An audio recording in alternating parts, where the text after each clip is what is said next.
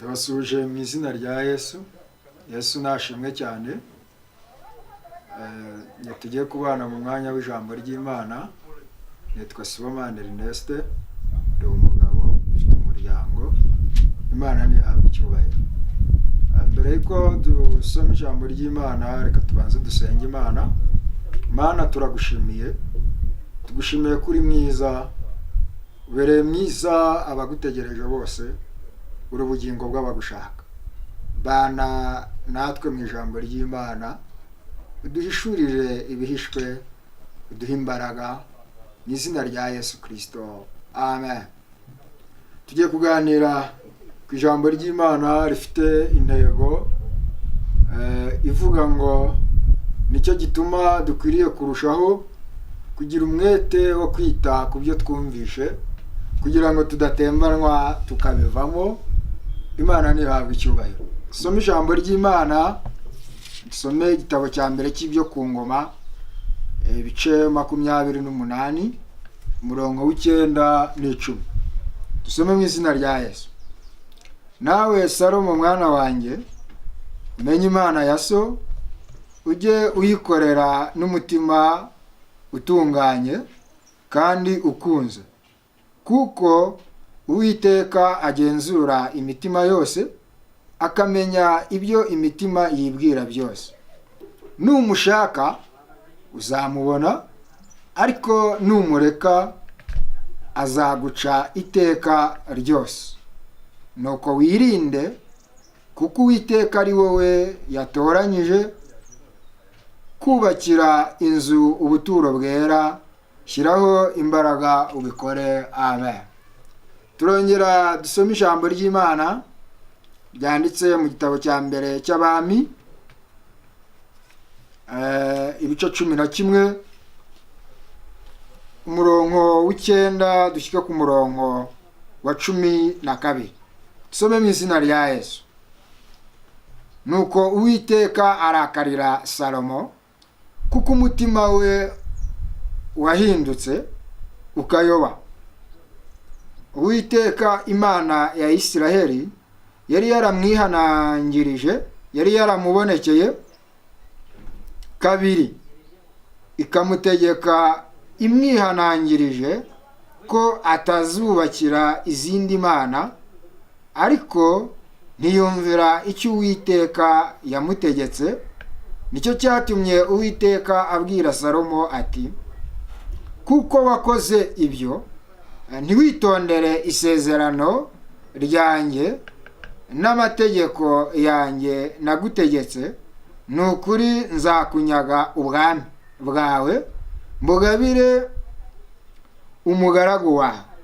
Ariko kuko ngiriye so Dawidi, sinzabikora ukiriho,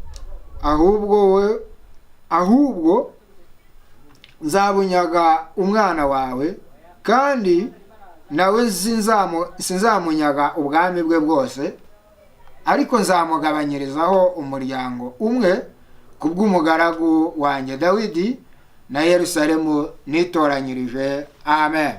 Imana ishimwe. Imana ihabwe icyubahiro. Ayo magambo niyo tugiye kuganiraho. Turi ku ntego ivuga ngo nicyo gituma dukwiriye kurushaho kugira umwete wo kwita ku byo twumvishe, kugira ngo tudatembanwa tukabivamo. Imana ntihabwe icyubahiro. Ese ibi bizadutembesha tukabivamo ni ibiki? Ese uku gutembanwa tukabivamo ni iki tuzaba tuvuyemo? Nta kindi, ni ugutembanwa ukava muri ibi bintu by'agakiza. Imana iturengere. Somye amateka muri iki gitabo cya mbere cy'ibyo ku ngoma, ibice 28.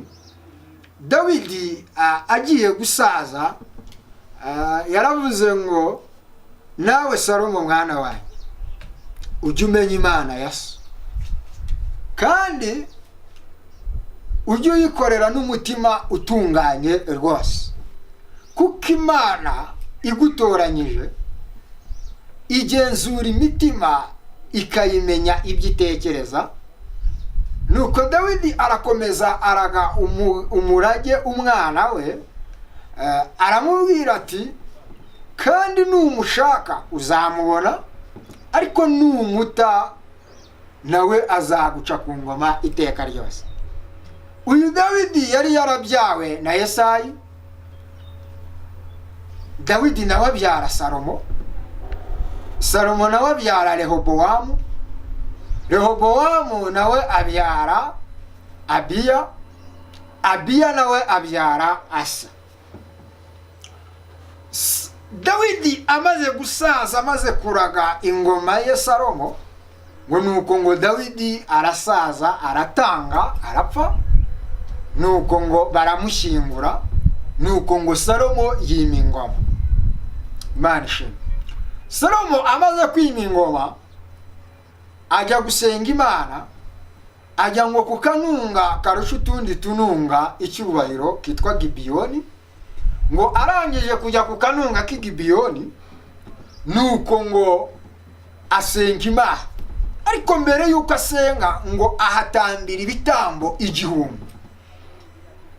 Naribajije ibi bitambo yabitambiye igihe kingana iki? Ariko ngo atamba ibitambo 1000 aho ku kanunga k'Igibiyoni, ngo arangije gutamba ibitambo 1000, ngo nuko ngo araryama akomeza gusenga, nuko ngo mwijoro ararota. Ngo amaze kurota, ngo Uwiteka aramubaza ati, Salomo, nsaba icyo ushaka cyose. Nuko arangije Salomo ngo abitekerezaho, ngo Salomo asaba Uwiteka, arasaba aravuga ati, umutima ujijutse, mu rundi buryo umubwenge n'ubuhanga, kuko ntoranyije nkiri mutoya, kugira ngo zacire imanza Abisirayeli bose zitabera. Imana ntihabwe icyubahiro. Nuko ngo Imana iramushima cyane, ibwira Salomo, iramubwira ati unsabye neza cyane, kuko udasabye ngo urame, ukaba utansabye ubukira, ukaba utansabye ngo nice abanzi bawe, ukaba usabye umutima ujijutse, ukaba usabye ubwenge, nanjye nguhaye n'ibindi utansabye, nguhaye n'ubutunzi, nguhaye n'icyubahiro, nkugiriye neza, kandi mu bakubanjirije n'abazaguheruka ntawe uzahwana nawe. Imana ntihabwe icyubahiro. Gusaba neza bitanga umugisha. Iyo usabye neza, Imana nayo iguha neza. Imana ntihabwe icyubahiro. Imana idushyigikire, iduhe twige gusaba neza, kuko nidusaba neza Imana izadusubiza inaturushirizeho. Imana nishimye. Nuko ngo Salomo arangije, Imana imaze kuvugana nawe, arataha. Amaze gutaha, ubwami bwe burakomera cyane. Ubwami burakomera. Bumaze gukomera, nuko ngo agira imbaraga, agira ubwenge butangaje. Nuko ngo Salomo ayubaka inzu y'Uwiteka, arayirangiza. Salomo agira ubwenge bwinshi bukomeye, aramamara kugeraho abandi bami bose baza kumushakaho ubwo bwenge, bakaza kumusura, baje kureba ubwo bwenge bumvishe kuri Salomo. Imana ishimwe. Aba umuntu ukomeye. Yukoze ubushakashatsi, usanga ngo yari yaratoje inkima, ngo igihe yabaga ababaye, ngo yajyaga ahantu muri jaride, ngo izo nkima zikamuririmbira, zikamusetsa agaseka, kubera ubwenge bukomeye yari afite. Imana yari yaramuhaye. Imana ntihabwe icyubahiro.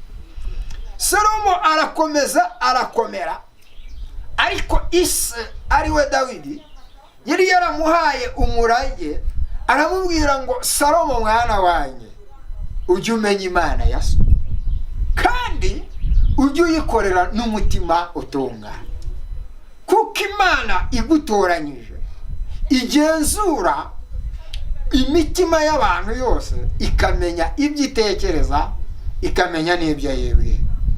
Dawidi arakomeza amuha umurage ukomeye, aramubwira ati kandi numushaka uzamubona, ariko numuta azaguca ku ngoma iteka ryose.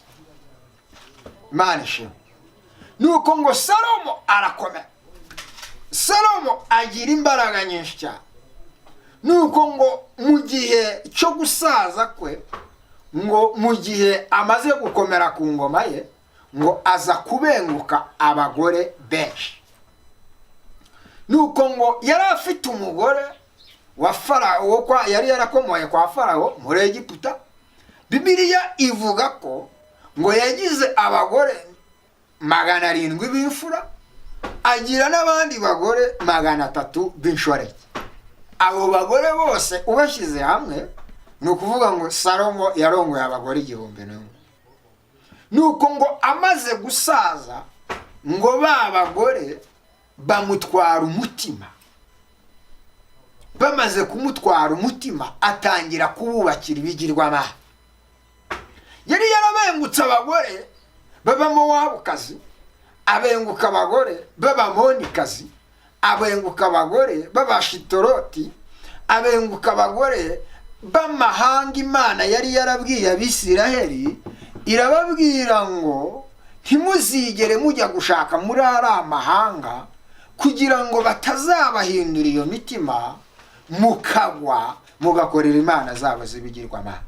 Imana dutabara, Imana turengere.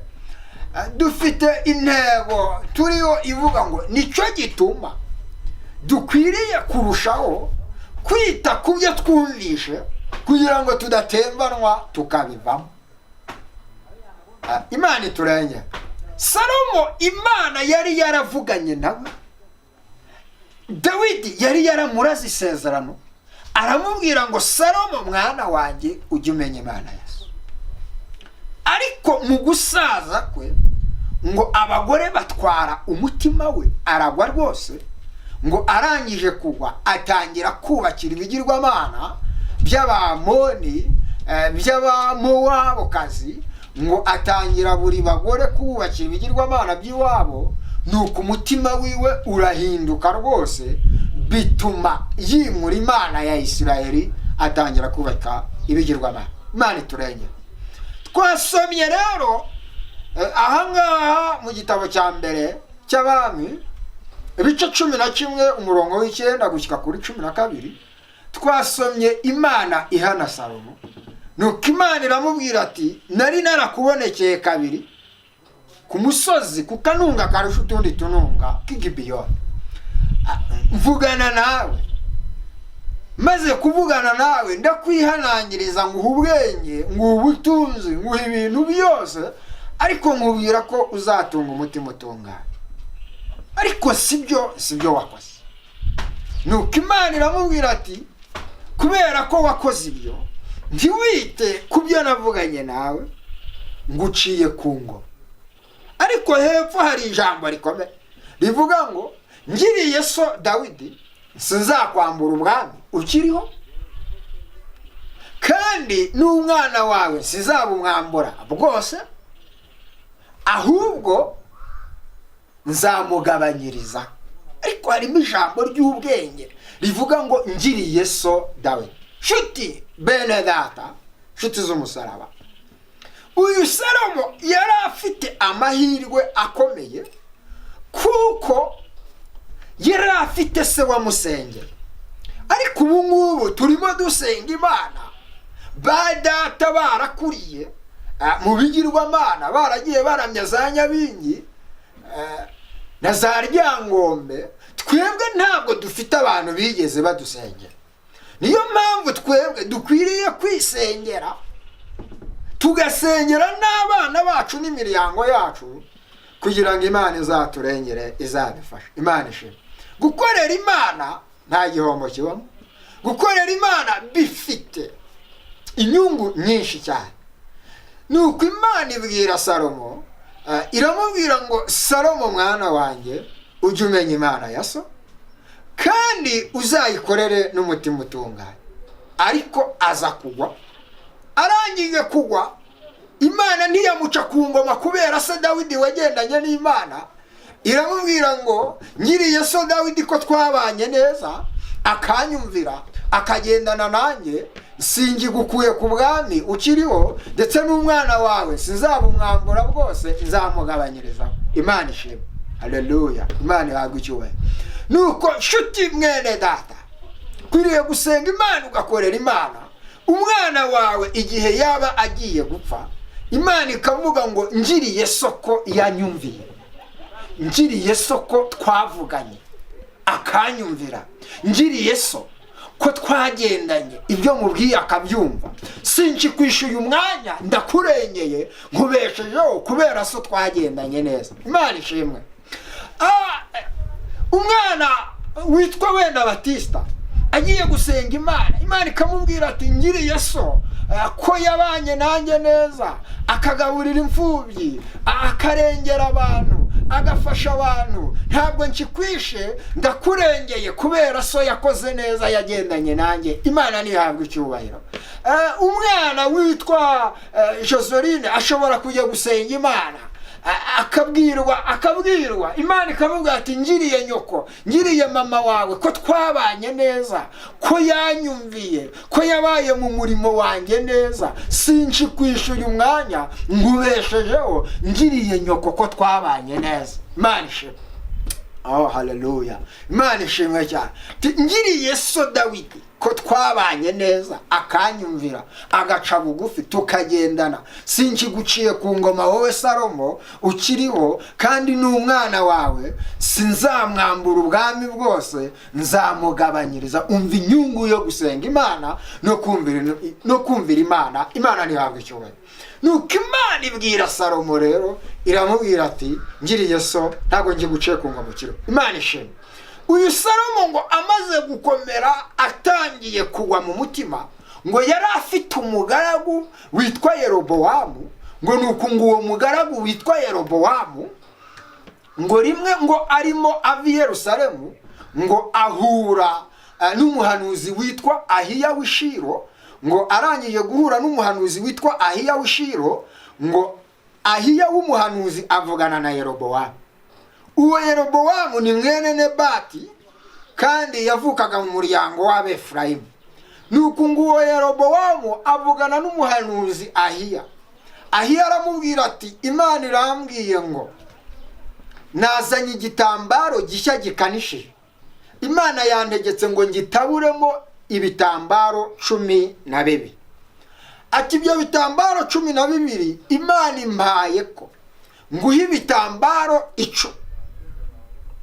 Bishatse kuvuga ngo Imana iragutoranyije, iguhaye imiryango 10 ya Isiraheli, indi miryango 2 niyo izasigara kwa Dawidi. Imana ishimwe. Nuko ngo Yerobowamu ahabwa isezerano ry'Imana. Imana iramubwira ati dore Salomo yaraguye, yimura Uwiteka, niyo mpamvu mwambuye ubwami mbukuye ku nzu ya Dawidi, nkaba mbuguhaye wowe uri umugaragu wiwe, nguhaye imiryango 10, uzanyumvire, uzagendane nanjye, kuko nawe uzakomera. Imana ntihabwe icyubahiro. Yerobowamu ahabwa isezerano ku bwa Salomo waguye. Nuko ngo Yerobowamu kubera ko ngo yari umunyamaboko, ngo Salomo yari yaramupromotinze, yari yaramushyize hejuru, ngo amugira umukuru w'umuryango w'imirimo y'amaboko yo kwa Yosefu. Nuko ngo arangije, ngo Salomo amenye yuko Imana yahaye isezerano Yerobowamu, ashaka kumwica. Imana dutabara, Imana turengera. Nuko ngo Yerobowamu abonye bashatse kumwica zira icyo Imana yamuvuzeho, ngo arahunga ajya muri Egiputa. Amaze guhunga, ariko ahungana isezerano. Imana ishimwe. Imana yivuze aho wajya hose. Imana ishobora kuvugana nawe wicaye ahantu, ariko bikazasohorera ahandi hantu. Imana ishimwe. Kandi Imana ishobora kuvugana nawe, yamara kuvugana nawe kubera umugambi ufiteho aho ugiye hose kakurinda. Imana ntihabwe icyubahiro. Imana ishimwe. Nuko ngo Yerobowamu arahunga. Nuko ngo Salomo aza gutanga, ariko atanga nyine yarakoze ibyo ngibyo ataritaye ku by'Imana yavuganye nawe, kuko turi ku ntego ivuga ngo nicyo gituma dukwiriye kugira umwete tukarushaho tukita ku by'Imana yavuganye natwe, kugira ngo tudatembanwa ibi bintu by'agakiza duhagazemo tukabivamo, kuko imivu itembesha yamaze kuba benshi kandi abantu batembanywe bamaze kuba benshi. Imana idutabara. Nuko Salomo ngo aratanga, amaze gutanga ngo hima umuhungu we witwa Rehobowamu. Uyu muhungu wa Salomo witwa Rehobowamu ngo akimara kwima ingoma ngo ajya ahantu bita i Shekemu, ariho bimikiraga abami. Ngo ashyitse i Shekemu ngo abaza Abisiraheli bose, Abisiraheli bose amaze kubabaza arababwira ati ninjye Imana itoranyije kugira ngo mbayobore. Nuko arangije Abisiraheli bose baramubwira ati tugusaba ikintu kimwe, nimba Imana igutoranyije turakwemera, ariko hari ibyo tugusabye ngo uzatugabanyirize uburetwa bwa so Salomo yadukoreshaga, natwe tuzakubera abana, tuzakubera abagaragu, tuzabana nawe. Nuko Rehobowamu umuhungu wa Salomo abwira Abisiraheli, arababwira ati mumpe iminsi 3 nzagaruka mbahe igisubizo. Umwami Rehobowamu ngaragenda agisha inama abasaza ngo babanye na se Salomo. Ngo amaze kubagisha inama arababwira ati ko Abisiraheli bose bansabye gutya nzabigenze. Abasaza bamugira inama, baramubwira ati uzagende wumvira Abisiraheli ibyo bagusaba kugira ngo bazakuyoboke bakubera umugaragu, Imana ntihabwe icyubahiro. Nuko arangije aragenda ngo agisha inama abandi basore ngo b'imigenda babyirukanye bamuhakwaho. Abo basore ngo barangije ngo baramubwira bati uzababwira Abisiraheli nusubira ko agahera kawe kazaruta ikiyunguyungu cya so, kandi uzababwire ngo uburetwa wowe uzabarushirizaho. Uzababwira icya gatatu uti data yabakubitishaga ibiboko, njye nzabakubitisha sikoropiyo. Imana idutabara. Rehobowamu umuhungu wa Salomo ntiyita ku nama z'abakuru z'abasaza. Amaze kutita ku nama z'abakuru ngo nuko yumvira abasore b'imigenda babyirukanye. Nuko ngo asubira i Shekemu. Akimara gusubira i Shekemu ngo nuko Abisiraheli bose baraza, ariko mbere yuko ngo basubira i Shekemu bari bamaze gutumira uyu mugaragu wa Salomo witwa Yerobowamu wari waravuganye n'Imana. Uyu mugaragu Yerobowamu wari waravuganye n'Imana akimara kumva ko Salomo yapfuye ari we wamuhigaga, bahise bamutumira aza mu gihugu ngo bajya kwitaba umwami, ariko na Yerobowamu yahageze. Nuko ngo Rehobowamu umuhungu wa Salomo ashyitse i Shekemu ababwira ibyo ngibyo abasore b'imigenda babyirukanye bamugiriye inama. Ngo arababwira ati agahera kanjye kazaruta ikiyunguyungu cya data. Cya kabiri uburetwa nzabarushirizaho. Cya gatatu data yabakubitishaga ibiboko, njye nzabakubitisha sikoropiyo. Nuko ngo akimara kubwira Abisiraheli ibyo bintu, ngo Abisiraheli barivumbura baravuga ngo ninde waturaze inzu yo kwa Dawidi, nawe genda ntabwo tugukurikiye. Uko niko ubwami bwa Isiraheli bwigabanyijemo kabiri. Nuko ngo batoranya Yerobowamu ngo ya miryango 10 uko Imana yari yarabivuze ku muhanuzi witwa Ahiya w'Ishilo. Yerobowamu atwara imiryango 10. Ngo nuko Rehobowamu umuhungu wa Salomo asigarana imiryango 2, ariyo miryango 12 ya Isiraheli. Yasigaranye Rehobowamu umuhungu wa Salomo yasigaranye imiryango ibiri, ariwo muryango wa Yuda n'uwo kwa Benjamini. Indi miryango 10 ya Isirayeli yose itwarwa na Yerobowamu. Aya mazina ajya gusa, ariko umuhungu wa Salomo ni Rehobowamu, umuhungu wa Nebati w'Umwefurayimu ni Yerobowamu. Nuko ubwami bwigabanyijemo kangahe? Kabiri. Imana iturengere, Imana idufashe. Nuko ubwami bukimara kwigabanyamo kangahe? Kabiri. Ngo Rehobowamu umuhungu wa Salomo yigira inama mu mutima we, aravuga ati reka nze nshaka uburyo najya gutera Yerobowamu. Ariko Imana ngo iramubuza, iramubwira ati ibyo ni nge wabishatse, ni nge wabiteguye, have ntujye kumutera. Nuko ngo birangira gutyo, ngo atuma ngo umuntu wajyaga gusoresha umuhereza w'ikoro, ngo nuko agezeyo bamutera amabuye baramwica. Ngo nuko Rehobowamu umuhungu wa Salomo agira ubwoba bwinshi, ahungira i Yerusalemu. Imana nidutabare, Imana nihabwe icyubahiro. Uko niko amateka yakurikiranye. Yerobowamu yima ingoma.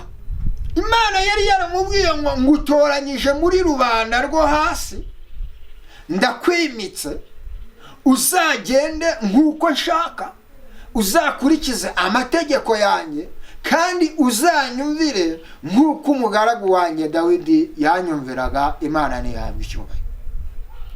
Yerobowamu akigera ku ngoma akora ibyangwa n'Uwiteka, ngo yigira inama mu mutima we, aravuga ngo Abisirayeli nibasubira i Yerusalemu gutambayo ibitambo, bashobora kuzagarukira umuhungu wa Salomo ariwe Rehobowamu.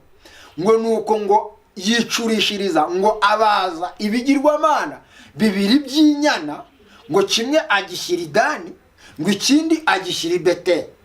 Ngo nuko ahamagara Abisirayeli bose, arababwira ati hani Dani ni Beteli nahashyize Imana yabakuye muri Egiputa, ntimukajye mwirushya mujye Yerusalemu, ahubwo mujye mujye Beteli ni Dani, mujye kuramya y'Imana zabakuye muri Egiputa. Yerobowamu akora ibyangwa n'Uwiteka, ngo bibikizira imbere y'Uwiteka, bihinduka urunuka imbere y'Uwiteka.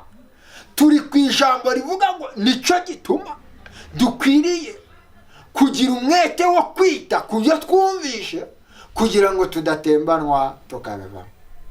Aba bagabo bose bari baravuganye n'Imana, ariko baza gutembanwa, ntibita ku by'Imana yavuze, baratembanwa babivamo. Imana dutabara. Yerobowamu yari yaratoranyijwe muri rubanda rwo hasi, nuko ngo akora ibizira. Akimara gukora ibizira bingana utyo, ngo nuko ngo arababwira ngo ntimukajye mwirushya mujye i Yerusalemu, mujye mugenda mujye i Dani n'i Beteli hariyo Imana. Nshuti bene data, tugeze mu bihe bikomeye, tugeze mu minsi y'imperuka. Ubu abantu barimo bavuga ngo ntimukajye mwirushya mukora ibi, kuko ibintu byaroroshye. Imana idutabare. Ubu igihe tugezemo, abantu ibintu by'agakiza bamaze kubihindura ukundi, barimo bavuga ngo ntitukajye twirushya kuko ibintu byaroroshye. Twageze muri viziyo 2020. Imana idutabare, Imana iturengere. Iby'agakiza ntabwo bijya bihinduka, iby'Imana yavuze ntibihinduka. Imana idutabare. Niyo mpamvu dukwiriye kwita ku by'Imana yavuze, kugira ngo tudatembanwa tukabivamo, kuko abagabo bamaze gutembanwa, abakobwa bamaze gutembanwa, ababyeyi bamaze gutembanwa, kandi bafite ibyo bavuganye n'Imana. Imana idutabare, Imana iturengere. Ngo Yerobowamu akora ibyangwa n'Uwiteka, akora ibintu bibi bikomeye, ngo nuko Imana ngo iza guhagurutsa umuhanuzi uturutse i Buyuda, ngo akimara guhaguruka ngo aragenda, Imana ivugana nawe, ngo asanga Yerobowamu ku gicaniro cy'i Beteli. Aya mateka ntabwo twayasoma yose, uhereye mu gitabo cya mbere cy'Abami ibice 11 gushyika ku bice 14.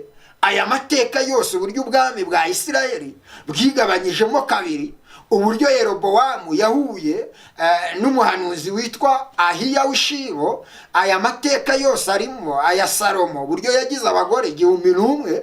Aya mateka yose arahangaha, ariko turi ku ntego ivuga ngo nicyo gituma dukwiriye kurushaho kugira umwete wo kwita kubyo twumvisha, kugira ngo tudatembanwa tukapfa, kuko abantu bamaze gutembanwa, bantu bamaze kubivamo. Imana dutabara, Imana turengera. Nuko ngo Imana ihagurutsa umwana w'umuhungu w'umuhanuzi uturutse i Buyuda, umuntu w'Imana, ngo aragenda asanga Yerobowamu ku gicaniro cy'i Beteli kuri icyo kigirwamana. Ngo akihashika nuko aravuga ngo Imana ngo irambwiye ngo inze hano nkubwire wowe Yerobowamu ko mu muryango wa Dawidi ngiye guhagurutsa undi mwami witwa Yosiya. Kandi aramubwira ngo ikindi kimenyetso kinzanye, iki gicaniro murimo mutambiraho ibitambo kigiye gusadukamo kabiri, ivu riseseke. Amen. Uyu muntu agendana n'Imana, nuko ngo akimara kubivuga ngo Yerobowamu amutunga ukuboko. Akimara kumutunga ukuboko ngo nuko ukuboko kuranyunyuka. Kumaze kunyunyuka ngo Yerobowamu arataka, arabwira ati nyaboneka muntu w'Imana, nyingingira Imana ingiriza uku kuboko. Nuko ngo akimara kumwingingira ngo nuko umwana w'umuhanuzi wari uturutse i Buyuda ngo yinginga Uwiteka ngo ukuboko kurongera kugira ute, kuracya. Ngo kukimara gukira ngo Yerobowamu ngo yinginga wa mwana w'i Buyuda waturutse i Buyuda w'umuhanuzi w'Imana, aramwinginga ngo ca mu rugo tugufungurire, tukugaburire ndetse tukugorore. Ariko yari yavuganye n'Imana. Imana yari yamubwiye ngo ntuzahanywera amazi, ntuzaharire, kandi n'inzira wajemo ntaba ariyo uzasubiza. Nuko umwana wari waturutse i Buyuda w'umuhanuzi w'Imana ngo arababwira ngo Imana yambwiye ko hano ntazaharira kandi ntazahanywera, kandi ikindi n'inzira najemo atariyo nzasubiza. Nuko ngo afata inzira aragenda, ariko abamenye ibanga ry'uko akorana n'Imana. Abarabyishe. Akimara kubyika ngo muri iryo teraniro ry'i Beteli kwa Yerobowamu bari bari gutambira icyo kigirwabana, ngo hari abana ngo b'umusaza w'umuhanuzi. Ngo nuko ngo aba bana bataha birukanka babwira uwo musaza ari wese wari umuhanuzi w'ibinyoma. Nuko ngo baramubwira ati nawe wigize ngo karaha kajya he musaza, ati dore hariya hari umuhanuzi waje aturutse i Buyuda, yatigishije bosi wawe ari we Yerobowamu, biramurenga, akoze ibitangaza bikomeye hari. Nuko uwo musaza w'umuhanuzi ngo arabaza ati none yariye yananywe? Ati hoya, tiyabuze ngo Imana yamubujije ngo ntazahanywera amazi, ngo ntazaharire, ngo ndetse n'inzira yaturutsemo ntazaba ari yanyuramo. Imana dutaba twite kubyo Imana yavuganye na. Nuko ngo uwo musaza abwira abahungu barababwira ati mushyire amatandiko ku ndogobe, ngirute mukurikire. Bamwereka inzira ngo yaraciyemo. Nuko ngo aragenda asanga uwo mwana w'umuhanuzi wari uturutse i Buyuda, ngo amusanga munsi y'igiti cy'umwera arimo aruhuka. Ngo nuko ngo aramubaza ngo mwana niwe waturutse, mwana muntu w'Imana niwe waturutse i Buyuda? Ati ni njyewe. Nuko ngo aritigisa. Imana dutabara. Tugeze mu minsi ikomeye abantu barimo bitigisa bakavuga ngo Imana iravuze, ariko aribo bavuze atari Imana ivuze. Nuko ngo aritigisa atira arahanura ati nanjye ndi umuhanuzi nkawe, marayika w'Uwiteka akuntumyeho ngo ugaruke nawe urye kandi winywere kuko nanjye ndi umuhanuzi nkawe. Nuko wa mwana w'umuhanuzi waturutse i Buyuda ntiyita ku by'Imana yavuganye nawe, arakata asubirayo, aragenda baramugaburira, bamuha n'ibyo kunywa aranywa, ngo bakicaye ku meza. Wa musaza w'umuhanuzi arongera aritigisatira ati Imana iravuze, ati kubera ko wishe isezerano twavuganye, ibyo nakubwiye ukaba utabyumvisha, iwirye unanywe, ariko nushika mu nzira intare iragira ute irakwica. Imana idutabara. Turi ku ntego ivuga ngo nicyo gituma tukwiriye kwita, tukagira umwete wo kwita ku byo twumvishe kugira ngo tudatembanwa tukabivamo. Uyu mwana wari waturutse i Buyuda ntiyitaye ku byo yavuganye n'Imana, aratembanwa abivamo. Tugwije abasaza b'abahanuzi b'ibinyoma muri iyi minsi barimo bayobya abantu. Tugwije abahanuzi bakorera indamu, tugwije abantu biyitira izina ry'Uwiteka kandi baraguye kera, tugwije abantu bavuga yuko ari uko bamaze kubakora mu ntoki, tugwije abantu barimo bajya gukorera Imana ariko bafite indi ntego bashaka kugeraho, badashaka kwamamaza inkuru nziza ya Yesu. Imana idutabare, Imana itutabare. Nuko ngo akora ibyo bimenyetso byose, birangiye nyina amaze kurya, birangiye uwo mwana w'i Buyuda ngo arahaguruka, afata indogobe aragenda, ashyitse mu nzira nk'uko Imana yabimubwiye. Nuko ahura n'intare iramwica, ntiyagira ikimutwara. Nuko ngo umurambo urambarara aho ngaho mu nzira, indogobe igumaho n'umurambo ugumaho aho ngaho mu nzira. Imana idutabara. Uyu mwana w'i Buyuda yazize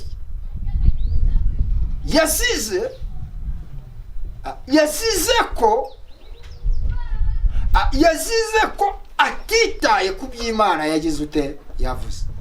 Imana idutabara, Imana iturengere. Nuko ngo Yerobowamu akimara kubona ibyo bimenyetso byose Imana ikoreye imbere ye, ntiyahindukiza umutima, ngo arakomeza akora ibyangwa n'Uwiteka. Tugiye kugera ku musozo. Igitabo cya mbere cy'Abami ibice 14 guhera ku murongo wa mbere gushyika ku murongo wa 10, ugisomye cyose kivuga ahantu ngiye kuvuga cyane.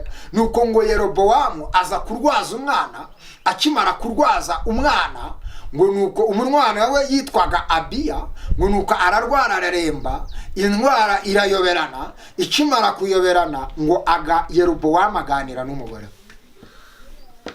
aramubwira ati mugore wanjye, hari umuhanuzi w'Ishilo witwa Ahiya, umwana ararembye byaducanze.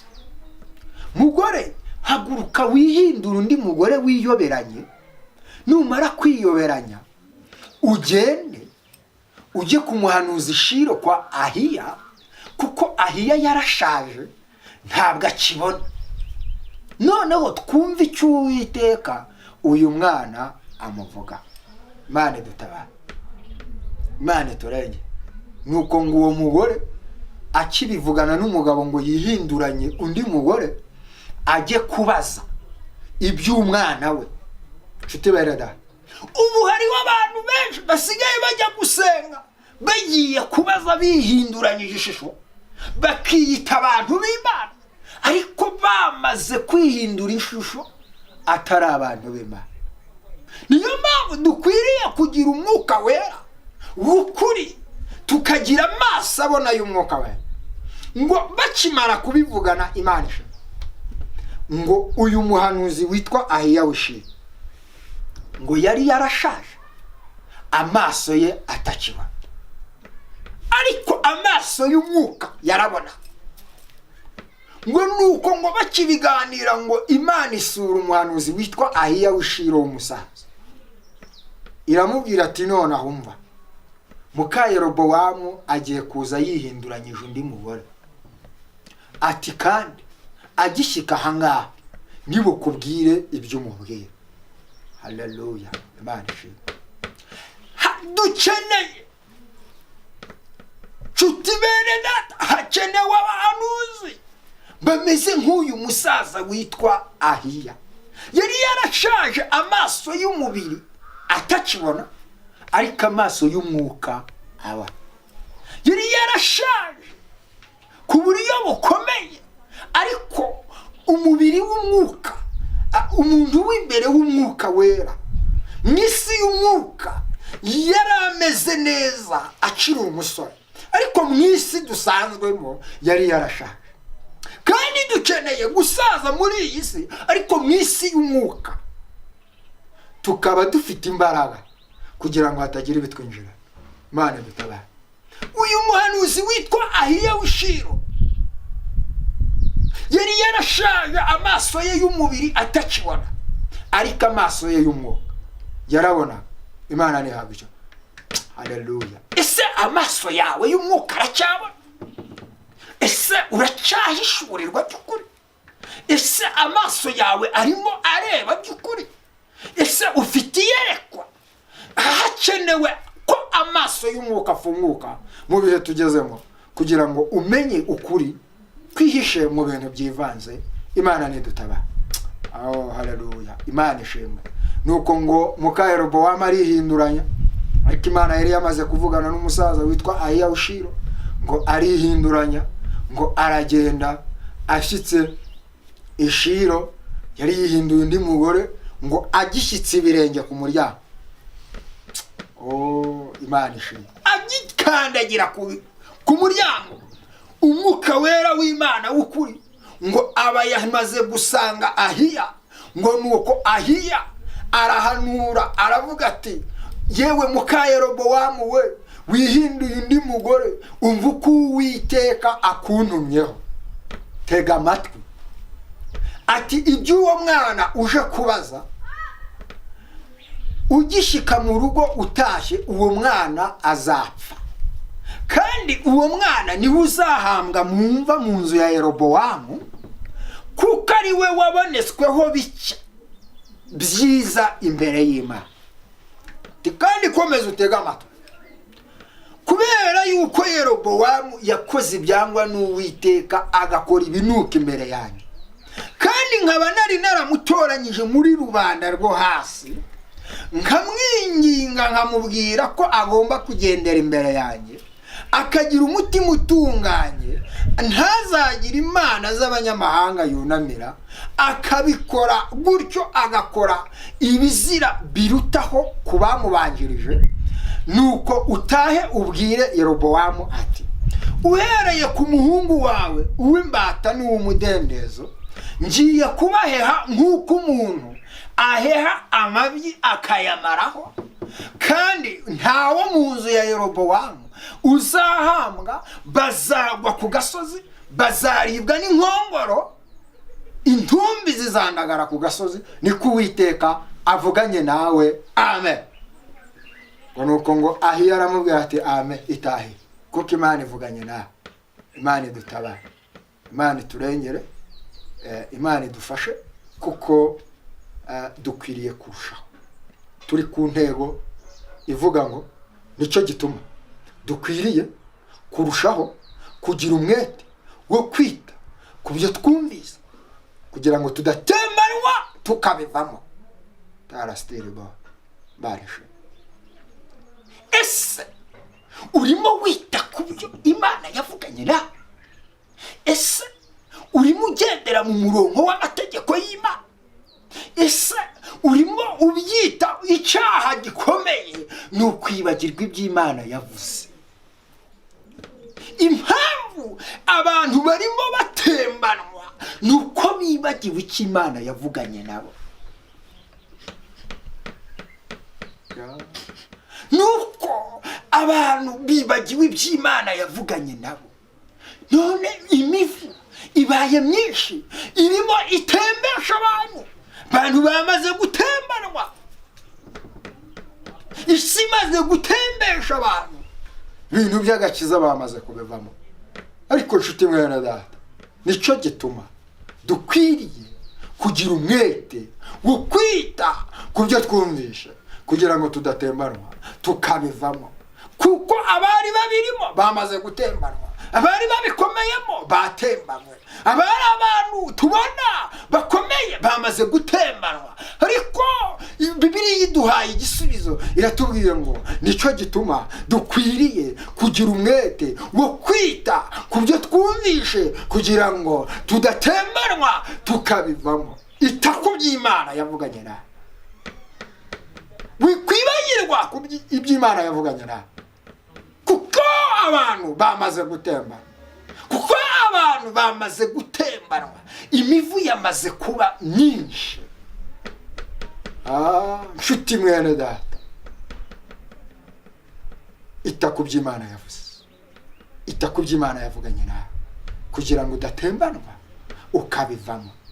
Mureke nsoze, ariko bene data, nshuti bene data, nicyo gituma dukwiriye kurushaho kugira umwete tukita ku by'Imana yavuze kugira ngo tudatembanwa tukabivamo, kuko abenshi bamaze gutemba, bamaze kubivamo.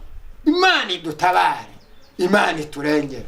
Mureke dusenge Imana, ariko abantu bamaze gutembanwa. Ariko twite ku by'Imana yavuze. Si Imana yavuze ki? Ese tumenye umusoro w'amasezerano uko akurikirana, twite ku by'Imana yavuze kugira ngo tudatembanwa, kuko imivu yamaze kuba myinshi. Ibi bintu by'agakiza tukabivamo. Imana idutabare, Imana iturengere, kandi ndarangije. Imana nihabwa icyubahiro. Amen. Dusenge Imana. Imana ya Yakobo, Imana ya Isaka, Imana ya Aburahamu, turagushimiye kuko uvuganye nawe. Haleluya. Turagushimiye kuko uri Imana y'amahoro, uri Imana yumva gusenga kwaba gutakira ku manywa na nijoro. Turagize tuti imbaraga zawe no gukora kwawe aba ari byo byo, kandi Mana iri jambo ryawe urishorereshe imbaraga z'umwuka wawe wera, kugira ngo rigire imbaraga, uzaryumva wese azaguke, azagubwe neza, azahindurwe naryo, kuko uri Imana yumva gusenga. Haleluya. Turagushimiye, duha imbaraga, si yose uyiha imbaraga, kuko abantu bamaze gutembanwa, abantu bamaze kubivamo. Ariko duhe kwita ku byo twumvishe kugira ngo tudatembanwa tukabivamo. Turagushimiye kuko uvuganye natwe, komeze kutwitaho, imbaraga zawe zikomeze gukorana natwe, mu izina rya Yesu Kristo. Amen.